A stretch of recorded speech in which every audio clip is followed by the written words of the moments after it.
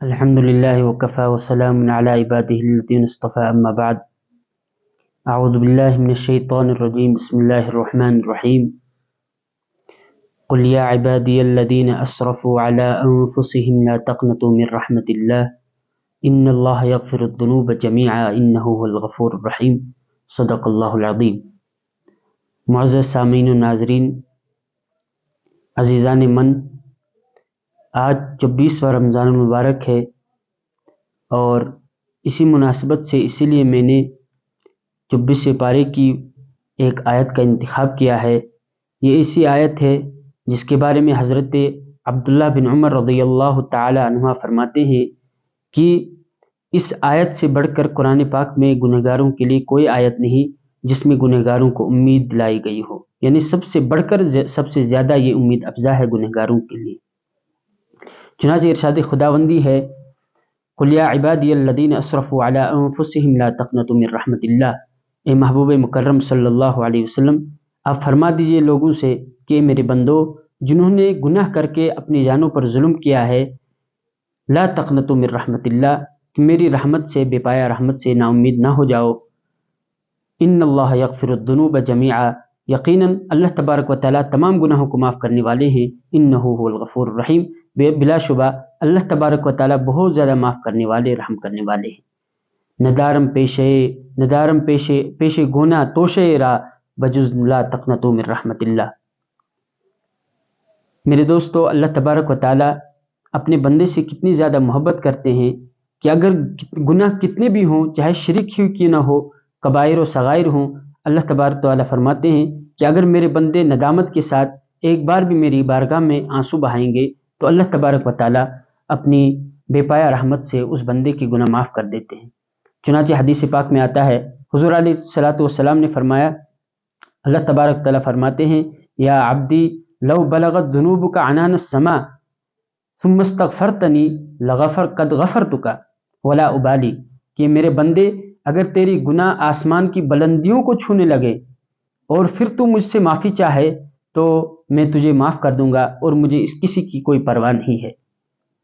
حدیث پاک میں آتا ہے، اللہ تبارک و تعالیٰ کو 2 قطرے بہت زیادہ محبوب ہے، انتہائی زیادہ محبوب ہے. 2 قطرے، ایک قطرہ جو ندامت کے ساتھ انسان نے اللہ کے حضور بہایا ہو، اور دوسرا قطرہ وہ شہید کا خون ہے. گویا جو آنسو ندامت کے ساتھ انسان بہائے اس کا درجہ شہید کے خون کے درجے کے برابر ہے. چنانچہ مولانا پیر رومی شیخ جلال الدین رومی رحمۃ اللہ علیہ فرماتے ہیں کہ قطرے اشک ندامت در سجود ہم سری خون شہادت می نمود، کہ ایک آنسو اللہ کی بارگاہ میں ندامت کے ساتھ بہانا یہ شہادت کے خون کا درجہ رکھتا ہے. کتنی اللہ رب ذوالجلال کا الطاف اور ان کی مہربانی اور ان کا کرم ہے کہ چاہے جتنے بھی گناہ ہوں، اللہ تبارک و تعالیٰ کو کوئی پرواہ نہیں. اگر بندہ صحیح صدق دل سے اور سچی نیت سے توبہ کرتا ہے تو اللہ تبارک و تعالیٰ اس کے گناہوں کو معاف فرما دیتے ہیں. میرے عزیزو، یہ دنیا کی زندگی ہے، بہت مختصر ہے، چند دنوں کی بہار ہے، اور اس کے بعد سب کو جانا ہے. کب کس کو جانا ہے کسی کو کوئی پتہ نہیں. یہ جو ہمیں دنیا میں وقت ملا ہے، یہ اس لیے ملا ہے تاکہ ہم اس میں اللہ کو راضی کر سکیں، اللہ کو پہچان سکیں، اور تاکہ آخرت میں ہم کامیاب ہو سکیں. دنیا میں جو بھی آیا سب جانے کے لیے آئے، کوئی ٹھہرنے کے لیے نہیں آیا ہے. اس لیے میرے دوستو، یہ وقت ہے، اس کو غنیمت جاننا چاہیے. یہاں انسان کے اس جسد خاکی کی کوئی حقیقت نہیں ہے، حقیقت صرف روح کی ہے. آپ دیکھتے ہیں کہ ایک والد صاحب کے لیے اس کا بچہ کتنا پیارا ہوتا ہے، کتنا محبوب ہوتا ہے. بچے کو والدین سے کتنی محبت ہوتی ہے، بھائی کو بہن سے کیا شفقت ہوتی ہے، اور بہن کو بھائی سے کیا شفقت ہوتی ہے. لیکن یہ تب تک ہوتا ہے جب تک جسم میں جان ہے، جسم میں روح ہے. جب یہ روح اس جسم خاکی سے نکل جاتی ہے اور انسان مردہ پڑا رہتا ہے، وہی باپ سامنے ہے، وہی بھائی سامنے ہے، وہی بہنیں سامنے ہے، وہی ماں سامنے ہے. لیکن اب کوئی نہیں چاہتا مرنے کے بعد کہ والد سب میرے ہیں، بھائی میرا ہے، بہن میری ہے، کہ اب اس کو گھر میں رکھا جائے، بلکہ سب یہی مناسب سمجھتے ہیں کہ اب اس کو دفن کیا جائے. سب یہی سمجھتے ہیں. اب کوئی اس کو بہت دیر دیکھ نہیں سکتا ہے کیونکہ خوف آتا ہے، کیونکہ جو چیز انسان کو انسان بناتی ہے وہ روح ہے. وہ روح نکل گئی تو اب انسان کی قیمت ہی ختم ہو گئی. اب رویا دھویا جائے گا، اب کفن دفن کر کے اس کو پیوند زمین کر دیا جائے گا. یہی انسان کی حقیقت ہے. تو یہ چند دنوں کی بہار ہے دوستو، اس میں انسان کو چاہیے کہ جتنا وقت ملا ہے اس کو غنیمت جان کر اللہ کو راضی کر لے، اور اگر گناہ ہوئے ہیں تو ان سے توبہ کرے۔ حضور علیہ الصلوۃ والسلام نے فرمایا التائب من الذنب کمن لا ذنب لہ، جو شخص گناہوں سے توبہ کرتا ہے وہ ایسا ہے گویا اس نے کوئی گناہ ہی نہ کیا ہو۔ اور پھر اللہ رب الجلال کتنا کریم اللہ ہے، کتنی مہربان مالک ہے کہ اللہ رب الجلال فرماتے ہیں کہ جتنے بھی گناہ ہوں، جیسے بھی گناہ ہوں، چاہے زمین کے برابر کیوں نہ گناہ ہو، اللہ تبارک و تعالیٰ ایک آنسو بہانے کی وجہ سے، سچے دل سے توبہ کرنے کی وجہ سے اللہ تبارک و تعالیٰ معاف فرما دیتے ہیں۔ میرے عزیز بھائیوں، حدیث پاک میں آتا ہے جب بندہ توبہ کرتا ہے تو اللہ تبارک و تعالیٰ کو اتنی خوشی ہوتی ہے، اور مثال سے حدیث میں سمجھایا گیا ہے کہ ایک شخص بے گیا میدان میں، ایک چٹیل میدان میں، جنگل میں جا رہا تھا سواری کو ساتھ لیے، اور اس پر سامان زندگی، سامان تعیش تھا، جو زیادہ سفر تھا اس کے لیے، جس سے وہ زندگی کا سہارا، جو اس کے لیے زندگی کا سہارا تھا، جا رہا تھا۔ جب چلتے چلتے سفر سے تھک گیا، تھکا ماندہ ایک درخت کے سائے میں آرام کے لیے بیٹھ گیا، آنکھ لگ گئی تو اچانک آنکھ کھلی اور دیکھا کہ وہ سواری جس پر سامان تھا، جس پر سامان تعیش زندگی تھا، وہ کہیں چلی گئی ہے، کھو گئی ہے۔ جب یہ اس کی تلاش میں نکلا، ڈھونڈتا پھرا، لیکن کہیں اس کو وہ سواری نہ ملی۔ جب یہ مایوس ہوا، جب اس نے زندگی کی امید ہار دی، تو یہ پھر اس درخت کے سائے میں آیا اور موت کی تمنا کرنے لگا۔ اسی حالت میں اس کو آنکھ لگ گئی، جب آنکھ کھلی تو دیکھا کہ وہ سواری پھر حاضر ہے۔ یہ اتنا زیادہ خوش ہوا اور خوشی کی انتہا نہ رہی، خوشی میں اللہ سے کہنے لگا کہ آپ میرے بندے ہیں، میں آپ کا رب ہوں۔ اتنی خوشی ہوئی تو اللہ تبارک و تعالیٰ کو اس بندے سے بھی زیادہ خوشی ہوتی ہے جب بندہ اللہ کے حضور توبہ کرتا ہے۔ اتنا کریم رب ہے میرے دوستو۔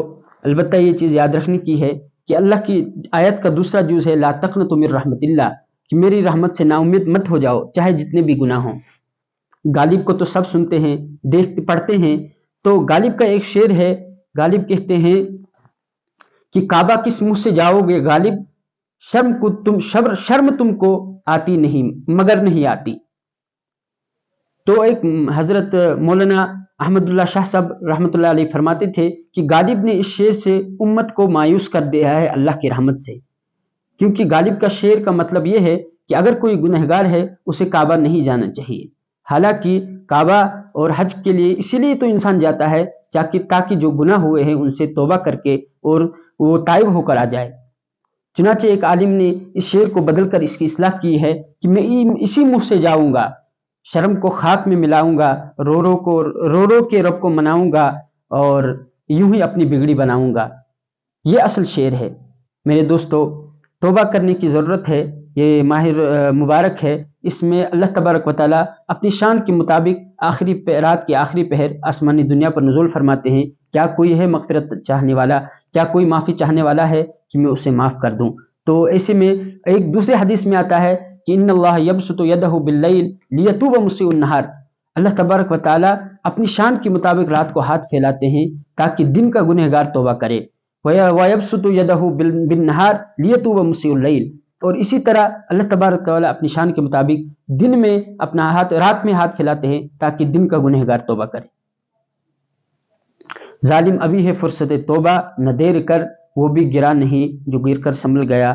میرے دوستو، ہمیں ابھی جو وقت ملا ہے، اگر گناہ ہوئے ہیں تو ان سے توبہ کریں اور آئندہ کے لیے عزم مصمم کریں کہ نیک ہو کر اور ایک ہو کر اللہ تبارک و تعالیٰ کو راضی کرنے کی کوشش کریں گے۔ آخر میں یہ مسئلہ بتا دوں کہ امام نووی رحمہ اللہ شارح مسلم نے فرمایا کہ توبہ کی دو صورتیں ہو سکتی ہیں، یعنی انسانوں کے گناہوں کی، یا تو حقوق العباد سے ان کا تعلق ہوگا یا حقوق اللہ سے۔ حقوق اللہ سے مطلب ہے کہ بندے نے جو گناہ کیے ہیں ان کا تعلق اللہ کے ساتھ ہے، اور حقوق العباد سے مطلب ہے بندے نے جو گناہ کیے ہیں ان کا تعلق لوگوں سے ہے۔ تو اگر بندے نے گناہ کیے ہیں اور ان کا تعلق صرف خدا سے ہے، یعنی حقوق اللہ ہے، تو اس سلسلے میں توبہ کی 3 شرائط ہیں۔ ایک شرط تو یہ ہے کہ انسان اپنے پچھلی گناہوں پر توبہ کرے، اور دوسری شرط یہ ہے کہ جو توبہ کر رہا ہے یہ ندامت کے ساتھ ہو، یہ جان کر ہو کہ مجھ سے گناہ ہوئے ہیں اور اللہ تبارک و تعالیٰ مجھ سے ناراض ہے، میں اللہ کو منا رہا ہوں۔ اور تیسری شرط یہ ہے کہ آئندہ کے لیے عزم مصمم کرے کہ جو گناہ ہوئے ہیں آئندہ وہ گناہ پھر نہیں کرے گا۔ اور اگر ان کا تعلق کسی بندے سے ہو تو پھر اس کی 4 شرطیں ہیں، 3 شرطیں تو یہی، اور چوتھی شرط یہ ہے کہ جس بندے کے حق میں حق تلفی ہوئی ہے، جس کو برا کہا ہو، جس کو تکلیف دی ہو، اس سے بھی اپنا حق معاف کرائے۔ جب وہ معاف کرے گا پھر اللہ سے توبہ کرے گا، اللہ سے معافی مانگے گا تو اللہ بھی معاف فرمائیں گے۔ اللہ پاک ہمیں سننے سے زیادہ عمل کی توفیق عطا فرمائے۔ وآخر الدعوانا ان الحمد للہ رب العالمین۔